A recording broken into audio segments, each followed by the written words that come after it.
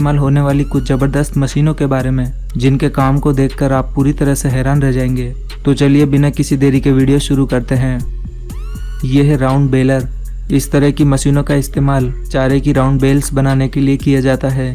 इस मशीन को ट्रैक्टर से अटैच करके चलाया जाता है और इस मशीन को चारे के ऊपर चलाया जाता है, जिससे ये मशीन जमीन पर पड़े चारे को अंदर खींचकर उसे इकट्ठा करते जाती है और उन्हें राउंड शेप में लपेटती जाती है और थोड़े समय बाद उनकी बेल्स बनाकर उन्हें जमीन पर छोड़ देती है।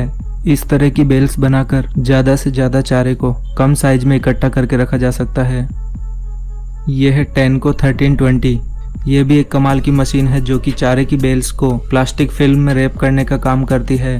ये मशीन सबसे पहले एक राउंड बेल को उठाती है और उसे गोल गोल घुमाते हुए चारों तरफ से प्लास्टिक फिल्म में रैप करते जाती है और अच्छी तरह से रैप करने के बाद इस मशीन में लगे ब्लेड से इस प्लास्टिक फिल्म को काट दिया जाता है और फिर इसे ज़मीन पर छोड़ दिया जाता है।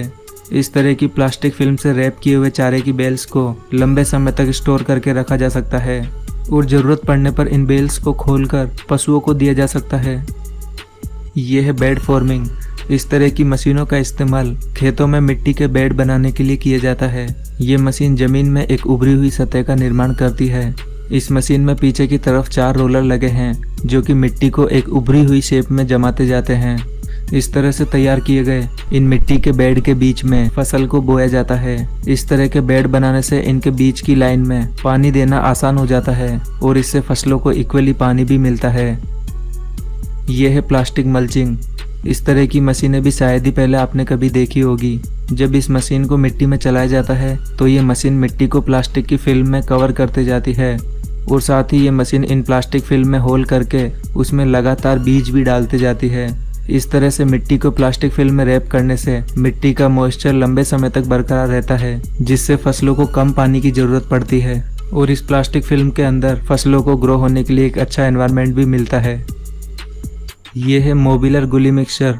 ये एक तरह की बड़ी मिक्सिंग क्रेन होती है जिसका इस्तेमाल बायोगैस की स्लरी बनाने में किया जाता है।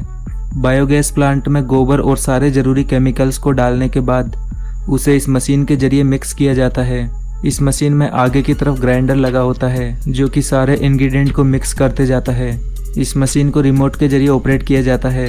इस तरह से इंग्रेडिएंट को अच्छी तरह से मिक्स करने के बाद एक बायोगैस स्लरी तैयार होती है जिससे बायोगैस प्रोड्यूस की जाती है। यह है बिग बर्ड 747। यह ट्रैक्टर दुनिया का सबसे बड़ा और पावरफुल ट्रैक्टर है। इस ट्रैक्टर की पावर देखकर आप पूरी तरह से हैरान रह जाएंगे। यह अकेला ट्रैक्टर 10 नॉर्मल साइज ट्रैक्टर के बराबर है। इस ट्रैक्टर की हाइट 14 फीट है और इसमें 1100 हॉर्स पावर का पावरफुल इंजन लगा है और इसमें पीछे की तरफ 21 प्लोविंग अटैचमेंट यानी कि हल लगाए गए हैं, जिनकी मदद से यह ट्रैक्टर महज 2 मिनट में ही 1 हेक्टेयर जमीन को प्लोविंग कर सकता है।